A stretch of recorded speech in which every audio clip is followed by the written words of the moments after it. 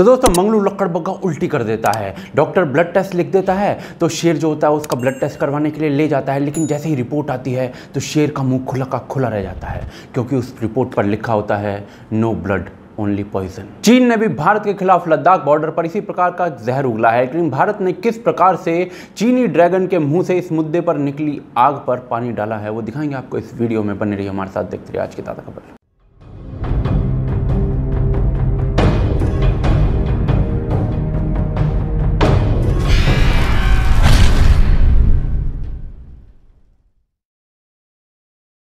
तो दोस्तों 27 मई को चीन के भारतीय एनवॉय का बयान आता है कि भारत और चीन एक दूसरे के लिए मौका है, ना कि एक दूसरे के लिए कोई धमकी। हमें एक दूसरे के विकास को सही नज़र से देखना चाहिए और बायलैटरल ऑपरेशंस की बात की। मुंह में तिनका दबाए इस कबूतर ने गुटरगु तब की जब सीमा पर करीब 10,000 चीनी सैनिक टिड्डों की तरह उड़ रहे थे और भारतीय सैनिकों के साथ कुछ इस प्रकार के स्कफल जगह जगह पर किए जा रहे थे।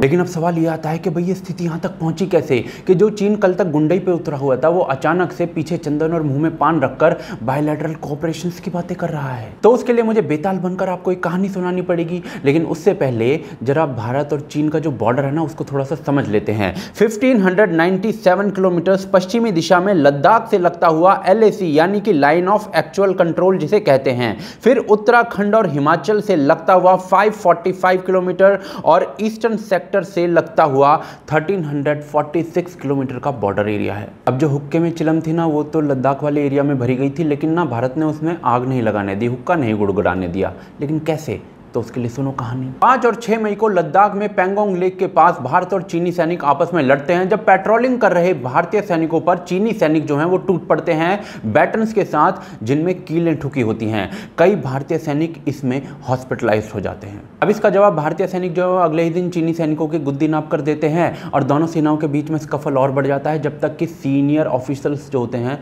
वो इंटरवीन नहीं करते। अब इसके बाद 10 मई को उत्तरी सिक्किम के नाकुला एरिया में दोनों सेनाओं के बीच में फिर से स्कफल हो जाता है, वो भी दो जगह, और इसमें दोनों सेनाओं के जो ऑफिसर्स होते हैं वो इंजर्ड होते हैं। लद्दाख की घटना के बाद सीनियर ऑफिसर के साथ एक हेलीकॉप्टर भारत जो है वो इस एरिया में भेज देता है और इसका जवाब जो है वो चीन 2 हेलीकॉप्टर भेजकर देता है और भारत इसके जवाब में 2 सुखोई लेह एयरपोर्ट पर एयरबोर्न कर देता है। 14 मई को भारतीय सेनाध्यक्ष इस स्कफल का कारण बताते हैं दोनों साइड्स का एग्रेसिव बिहेवियर और differing perception of line of actual control. 20 और 21 मई को चीन भारत पर आरोप लगाता है कि वो चीनी सीमा में घुस रहा है और नेसेसरी काउंटर मेजर लेने की बात कहता है अगर भारतीय सेना वापस नहीं गई तो। 21 मई को भारत की मिनिस्ट्री ऑफ एक्सटर्नल अफेयर्स जो है वो चीनी सेना को जवाब देती है कि भाई भारतीय सेना को ना LAC के बारे में अच्छे से पता है, लाइन ऑफ एक्चुअल कंट्रोल के बारे में अच्छे से पता है, और ये तो चीनी सेना है जो भारतीय सैनिकों को पेट्रोलिंग नहीं करने दे रही है और उसमें बाधा बन रही है। 20 तारीख को चीन ने भारत पर दोष मढ़ा था और 20 तारीख तक ही चीन जो है अपनी पेट्रोलिंग बोट्स की संख्या पेंगोंग लेक में 3 गुना बढ़ा चुका था। अब 23 मई तक स्थिति और खराब हो जाती है। भारतीय साइड की जो LAC है लद्दाख के अंदर,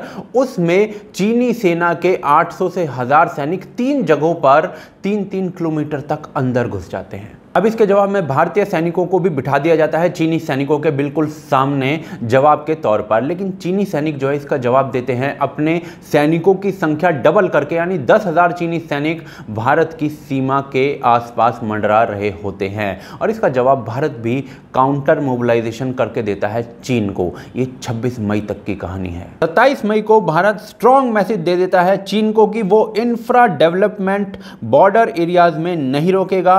ये स्टेटमेंट नरेंद्र मोदी, अजीत डोवाल और CDS विपिन रावत की मीटिंग के बाद आती है और इस स्टेटमेंट के बाद भारतीय सेना के टॉप कमांडर्स की मीटिंग शुरू हो जाती है इस मुद्दे को सिमटाने की प्लानिंग पर, जो कि 3 दिन तक चलेगी। और इसी बीच आ जाता है डोनाल्ड ट्रंप का बयान जिसमें वो कहते हैं कि भारत और चीन के बीच में जो बॉर्डर पर विवाद चल रहा है उसमें अमेरिका जो है मध्यस्थता करने के लिए तैयार है। अब यदि भारत और चीन का केस लें तो ये जो बयान है डोनाल्ड ट्रंप का, ये भारत के पक्ष में जाता है। जैसे भारत और पाकिस्तान के केस में जब डोनाल्ड ट्रंप ने ये कहा था तो वो पाकिस्तान के पक्ष में जा रहा था, लेकिन भारत ने डोनाल्ड ट्रंप को ये बयान वापस लेने के लिए मजबूर कर दिया था। लेकिन भारत के द्वारा दिया गया जवाब और अमेरिका के साथ हुई जो कूटनीति है उसके बाद ये मुद्दा जो है वो बायलैटरल नहीं रहा, ग्लोबल बनने लगा। और इसके बाद पता है क्या हुआ? लक्कड़ बग्गों ने दाल मखनी खाई। चीनी एनवॉय भारत में कहते हुए प्रतीत हुए कि भारत और चीन तो दो जिस्म एक जान जैसे हैं। We should adhere to the basic judgment that China and India are each other's opportunities and pose no threat to each other.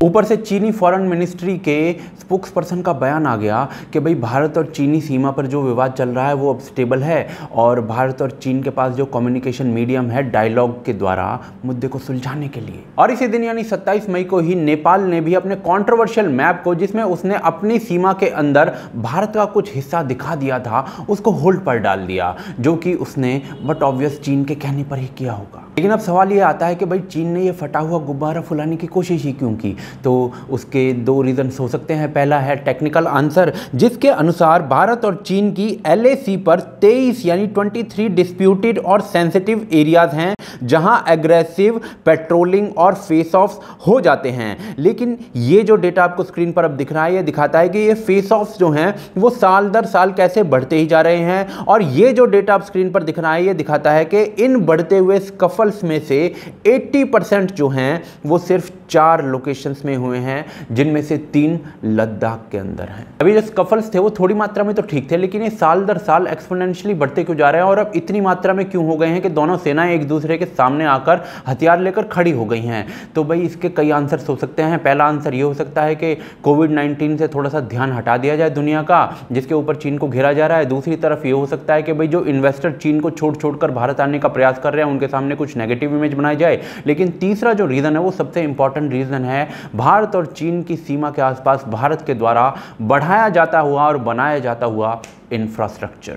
1997 में भारत ने 73 स्ट्रैटेजिक रोड्स ढूंढी थी, 4643 किलोमीटर लंबी, जिन्हें बनाने का प्लान बनाया गया था इंडिया चाइना बॉर्डर रोड्स यानी ICBR के अंडर, और ये LAC के अराउंड बननी थी। 1999 में इस प्रोजेक्ट को अप्रूव कर दिया गया और 2012 तक का टारगेट रखा गया इन सारी रोड्स को बनाने का। लेकिन 2017 तक सिर्फ 15 रोड ही कंप्लीट हो पाई और बाकी सारे रोड्स पे थोड़ा थोड़ा सा काम हुआ। स्क्रीन पर दिए गए डेटा से आप जान सकते हैं कि 2015 तक किस स्पीड से काम हुआ था इन रोड्स पर, लेकिन 2016, 2016 से 2019 तक इस काम में तेजी आने लगी और उसका डेटा आप स्क्रीन पर देख सकते हैं, जिसका पूरा लिंक जो है वो मैं डिस्क्रिप्शन में दे रहा हूं। अब ये तेजी से बढ़ता हुआ इंफ्रास्ट्रक्चर देखकर जो चीन खुद अपने एरिया में बना रहा है, उसे भारत में बनता हुआ देखकर चीन थोड़ा सा सकपका गया है और अपना गेम खेलने पर आ गया है। लेकिन ये पूरा किस्सा जो छोटा किस्सा नहीं है और पहली बार नहीं हो रहा है। इसी स्ट्रेटजी पर काम करते हुए चीन ने LAC के इस क्षेत्र में 1984 में नाकसांग, 1991 में नाकुंग, 1992 में लुंगमा सारदिंग और 2008 में स्काकजंग का अंतिम हिस्सा तक खा चुका है। और इसी प्रकार की सांप सीढ़ी खेलने की कोशिश की थी चीनी सेना ने डोकलाम में 2017 में, लेकिन उस समय भारतीय सेना जो है वो सपेरा बनकर बैठ गई थी इस सांप को काबू करने के लिए।